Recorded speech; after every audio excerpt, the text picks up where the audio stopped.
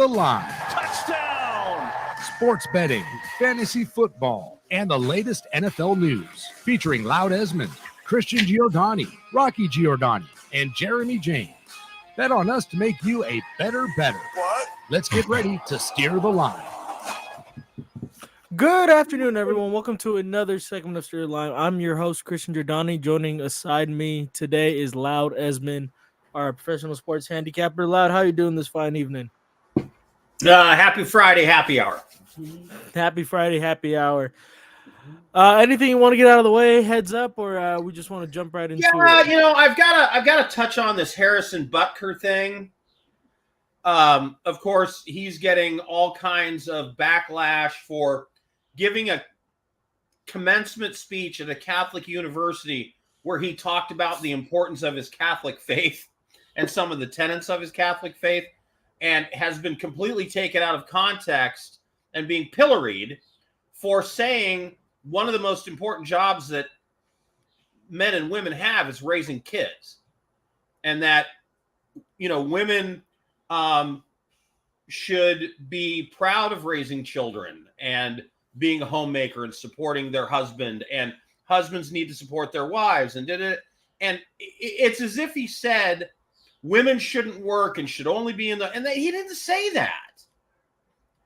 And for the NFL to go out of its way to put out a statement distancing themselves from Harrison Butker and making it clear, well, he spoke for himself. He didn't speak for it. This is the same NFL that caved to Colin Kaepernick. This is the same NFL that on the same Kansas City Chiefs team, you have a player by the name of Rashee Rice, who currently is facing like 8 felony charges for causing a massive traffic accident while drag racing on a freeway in Texas. Now he has an assault charge. And walking away and hiding for 2 days and then coming in with a story. And I'm assuming he's hiding for the 2 days because there was alcohol and drugs in his system. So, I mean, the NFL says they're monitoring the situation with Rashee Rice. Meanwhile, the Kansas City Chiefs had Tyreek Hill on their team. Tyreek Hill has a horrible history. He didn't have the grades to make it to college. He had problems when he was in high school. And then when he got to go to the Cowboys, not the Oklahoma Sooners, the Oklahoma State Cowboys. Yep. He was arrested for assault because he choked out and punched his pregnant girlfriend. He was then released from that college football team. And then he wasn't invited to the combine because of that. And who drafted him? Kansas City Chiefs. And then he had multiple other problems while he was with the Chiefs. He bought off the girlfriends. And then as soon as he was in Miami, he got into an assault beef with a guy who owned a boat in the marina because the girls that they were with him and his buddy, went on this guy's boat without permission. And then he started a fight with him. And then he bought that guy's silence too. And the NFL sweeps it all under the rug. So for the NFL and the Chiefs and all these people to be pig piling on Harrison Butker, and then meanwhile they let all this other stuff go on and they don't do anything about it, it's just disturbing to me. Well, the one good news that came out of all this is Harrison Butker's jersey is the number 1 selling jersey in the NFL right now. Right.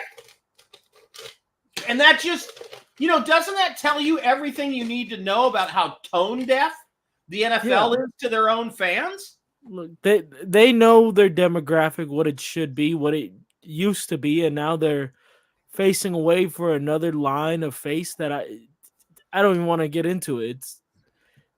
I don't understand. I don't understand what they're trying to do. Yeah. I just don't get it. All right. Let's talk about the good news. So we have the schedule out, right? Yes, we do. Yes, we do. And I got to tell you, the week 1 primetime schedule, holy crap, is it good? Yeah. Primetime Thursday night, Baltimore at Kansas City to kick off the season. Great playoff rematch that happened this year. Then they're doing a Friday night game. Green Bay at Philadelphia. 2 up-and-coming teams. 2 teams with great young quarterbacks. And a good test for both of them. And then Sunday night football. Rams at Lions. Woo! What a rematch. Man. Did you watch that playoff game, yeah. Rams versus Lions? Chippy as hell. A lot of missed calls, in my opinion, could have gone either way. So to have this team rematched in the first week of the NFL season, I'm so excited, so pumped. It's Goff versus Stafford, round 2, baby. And to quote the quarterback with the best agent in the world, you like that? And then to close out the week, Jets at 49ers. I mean, you want to talk about a dynamite opening schedule. Baltimore at Kansas City, Green Bay at Philadelphia on a Friday night, Rams at Lions on Sunday Night Football, and Jets at 49ers on Monday Night Football. That is outstanding. Now, the biggest question is, what's the over-under on how many snaps Aaron Rodgers gets till his Achilles snaps? Before his season ends. Yep. Yeah. But yeah, it's honestly, that is the best slate of primetime opening week games I've ever seen. Remember they used to do the doubleheader on Monday night? And it was kind of crap usually. Something is going on where the NFL is getting much smarter about their scheduling, because I want to point out something else. Sorry. Let's take a look at Thursday Night Football, the schedule. Remember when the Thursday Night Football schedule was kind of a joke? Yep. Okay, so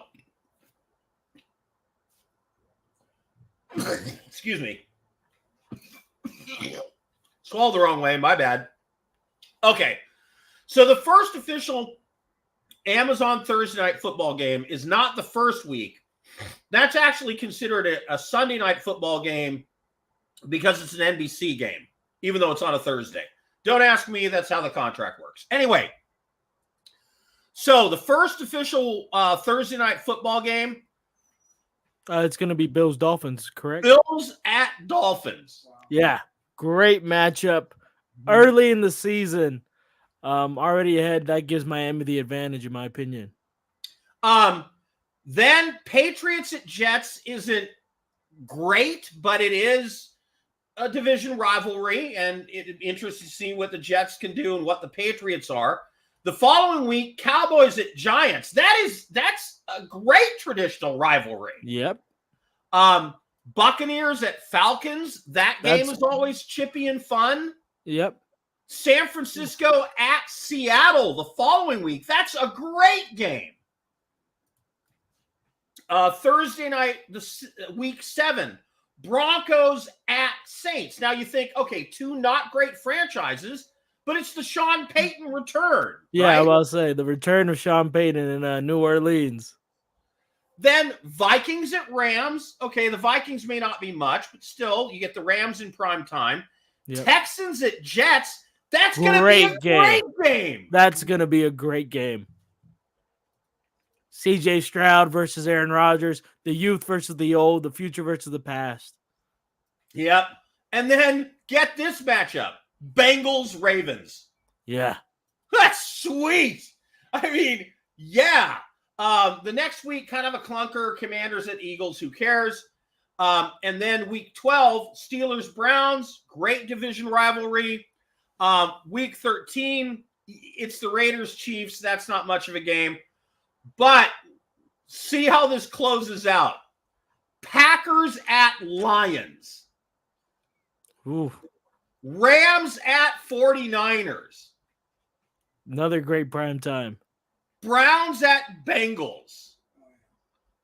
I mean, you want to talk about great games to close out the season. And then this one I don't really understand. Seahawks at Bears to close the season.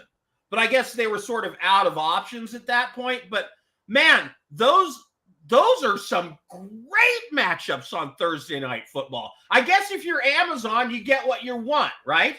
Yeah. Now, let's take a look at Sunday Night Football. Oftentimes, I have found myself Sunday Night Football kind of a letdown, right? It's like, oh, those are the two teams playing? So, get this. The first official Sunday Night Football game, even though it's on a Thursday, is the aforementioned Ravens at Chiefs. Then Rams at Lions. Okay, Bears at Texans, not so much. Yeah. Jaguars at Bills. Yeah. Yeah, but then Chiefs at Falcons, meh. But then week 4, Bills at Ravens. Sunday Night Football. Week 5, Cowboys at Steelers. Week 6, Bengals at Giants. I'll watch the Bengals in prime time anytime. Of course. Jets at Steelers. Then week 8, Cowboys at Niners. That's a great game. Yeah, that's going to be another great rematch. Then Jaguars at Eagles, meh, like you said. But then Lions at Texans. Great matchup. Colts at Jets, not so much. Eagles at Rams. Great matchup. Dolphins at Packers. That game is going to be late November in Lambeau. We're talking, I'm hoping snow, right? Yeah. A snow game on Sunday night football.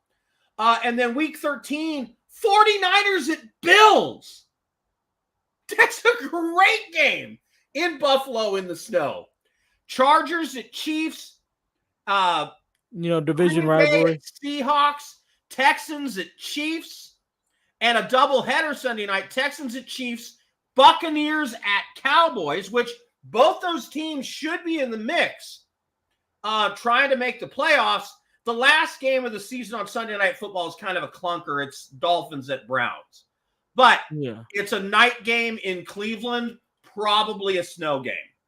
And I love snow games with Dolphins playing because it makes Tyreek Hill uncomfortable.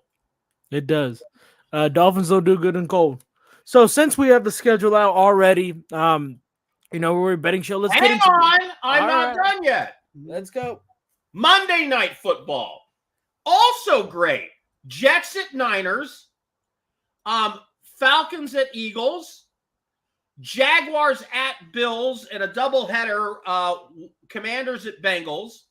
The following week, the first game in the doubleheader isn't great. Titans at Dolphins, but then you get Seahawks at Lions.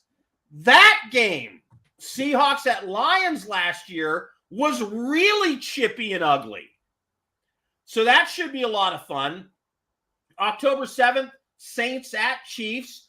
Derek Carr, very familiar with playing the Chiefs and losing. Bills at Jets. Ravens at Buccaneers. Great game. Giants at Steelers, fun. Buccaneers at Chiefs. Dolphins at Rams. Texans at Cowboys. That's a great game. Ravens at Chargers. Great game. And then that next week, December 2nd, Browns at Broncos. Who cares? Yeah. But then Bengals at Cowboys. Another doubleheader. Bears at Vikings. Great game. Falcons at Raiders. Meh. And then Saints at Packers in the snow in late December. And then to close out the season on Monday Night Football, Lions versus at Niners. 49ers. Great game to close out the year. The prime time schedule, Thursday, Sunday, Monday, is freaking awesome. Realistically, all these games have big meaning towards the end of the year. Just for example, Niners versus Lions, the last game of the season, could very well determine the number one seed in the NFC. So going ahead, we're very, very excited to see what comes out this season. No, I have honestly, I've been watching football, Christian, for 50 years. And this is by far the best NFL schedule I have ever seen. The matchups, the games, it is outstanding. They have done a fabulous job. Now, a couple other things to point out. The Thanksgiving Day slate is very strong. And we're going to get the first ever Wednesday NFL games this year. Because there are 2 NFL games on Christmas Day, which is a Wednesday.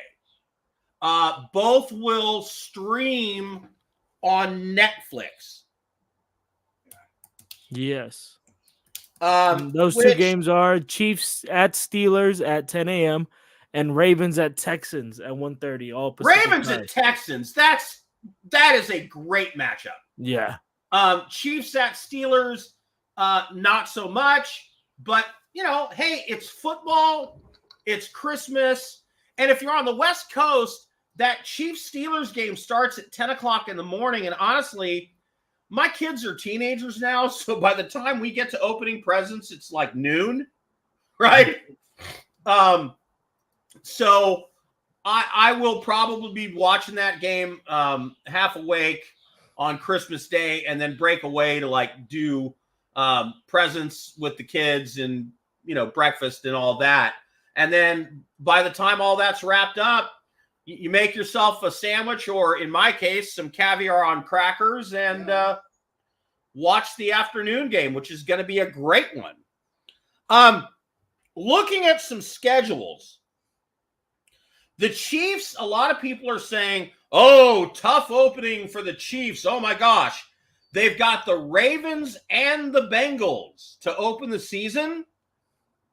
But you know what? I actually think they're catching a break because they're home for both of those games. The Ravens come to them to open the season on Thursday Night Football. Then the Chiefs get an extra 3 days of rest. And the Bengals have to come to them on a short week. So anybody who's saying that somehow, oh, what a tough opening for the Chiefs.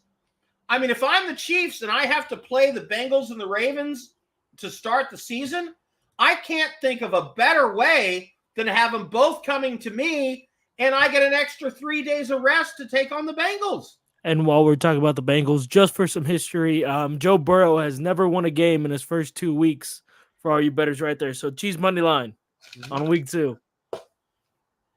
The Chiefs, if the Chiefs win one or both of those games, the only other games that they're at 49ers, which could be a dogfight, go either way. They're at Bills, and I give the Bills a puncher's chance in that game because it's at Bills, but we don't know what the Bills are going to be, honestly. Yeah. And then the Texans are at the Chiefs. If the Chiefs win one or both of those opening games, you're looking at 14 or 15 wins, possibly. Because I don't see any. There are only 5 games on their schedule as I see as being potential losses. Ravens, Bengals to open the season, at 49ers, at Bills, Texans, at Chiefs. I see a minimum 11 wins.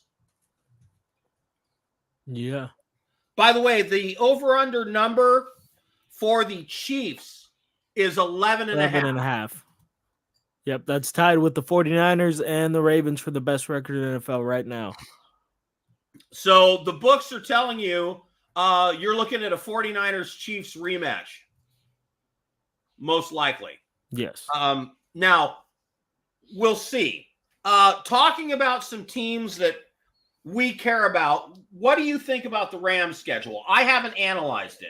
Okay, so the Rams schedule going up ahead, just to lay it out there, they're only projected to win 8.5 games going That's ahead. low. That's low ball, straight disrespect to that whole organization. You know, yes, they lost Aaron Donald.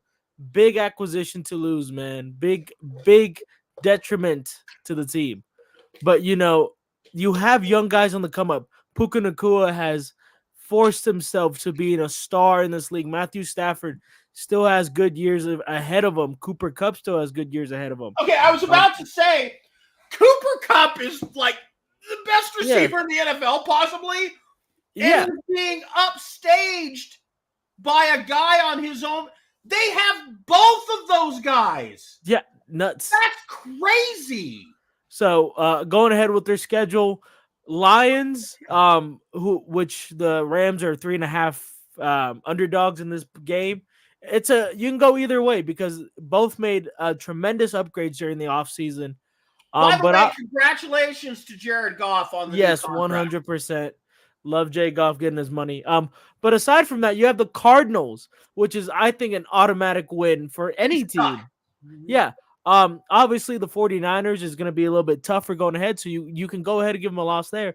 But the Bears, the Packers, the Raiders, the Vikings, the Seahawks, we have beat the Seahawks 4 times in the past 2 seasons. The Bears are going to be a work in progress, and I don't like Caleb Williams. The Raiders suck on ice. Yeah, Vikings are going to be struggling. They have a lot of rebuilding to do. Yeah, I think the Raiders could be great in 2 years. Yeah, they have the opportunity to go there. But, you know, they're going to be playing the Vikings. Yeah, they're going to be playing the Vikings, which is a team that has a rookie quarterback. Yeah. The Packers is going to be one game that's going to really be tough for us going ahead, so you can flip it either way. Seattle, you know, we beat Seattle 4 times in the past 2 seasons. Geno Smith is done. Yeah. Then we play the Dolphins in Miami in November. No advantage for Miami. No advantage there, you know. Then we go to New England, which, you know, I hate to – anything can happen. That's a win. Yeah, that's a win. And then we play the Eagles. You know, you can say that's a dogfight. We play the Saints. Obviously, we play the greatest quarterback of all time, Derek Carr. Yeah. And then the Bills, the Niners again, the Jets, the Cardinals, the Seahawks. I count 10, 11 wins right here. Yeah, I don't understand it. Sometimes the books know something we don't.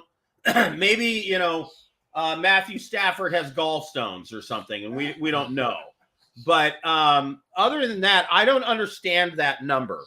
The Raiders and the Saints, 2 other teams we care about on this show. The Raiders, once again, have one of the hardest schedules in the NFL. And the Raiders always do because they play in the AFC West, which means they get Kansas City twice and they get the Chargers twice. And the Broncos used to always be good. So now they suck, and we'll see if they turn it around. I don't like the quarterback, Bo Nix. I think that's a mistake. And I think, honestly, I think Sean Payton may be out of Denver at the end of this year. 100%. And I also believe Dennis Allen and Derek Carr might both be gone from New Orleans at the end of this year. That's a real possibility. By the way, guess who plays each other in the final Sunday afternoon of the NFL season? The Raiders and the Saints. And my prediction for that game, honestly, and I hate to say it, is I think it's going to be totally meaningless. Neither one of those teams, I think, is a playoff team this year. The Saints' offensive line sucks. And I just think Derek Carr is going to be running for his life the whole season, and I feel bad about it. By the way, the most overrated team in the over-unders, as far as I'm concerned, the Cowboys at 10.5 wins, I don't think so. I think they're a 7 or 8 win team this year. I don't think they're very good. You know what? I'm surprised you said that because the Bills are labeled at 10.5 as well. I don't think the Bills are 10.5 team either. Mm-hmm. The Bengals at 10.5 I can buy. Cowboys at 10.5? No. 1 Bills minute. at 10.5? I don't think so. They both lost too much and didn't gain enough. I think they're both on the – I think the window is closing for Dallas and Buffalo. For Dallas and Buffalo. All right, what is one team that is projected to win under 500 this year that I think will go over? Just going ahead. That is the Bears, Colts, Browns, Chargers, Jaguars, Rams, Bucks, Saints, Vikings, Seahawks, Steelers, Raiders, Giants, Cardinals, Commanders, Broncos, Panthers, and Patriots. Oh, God, I don't really like any of them. Well, just to say, I'd say the Rams being under 500 is absurd. All right, everyone. This has been the Steer Line. We will see you guys next week for another analysis on the offseason.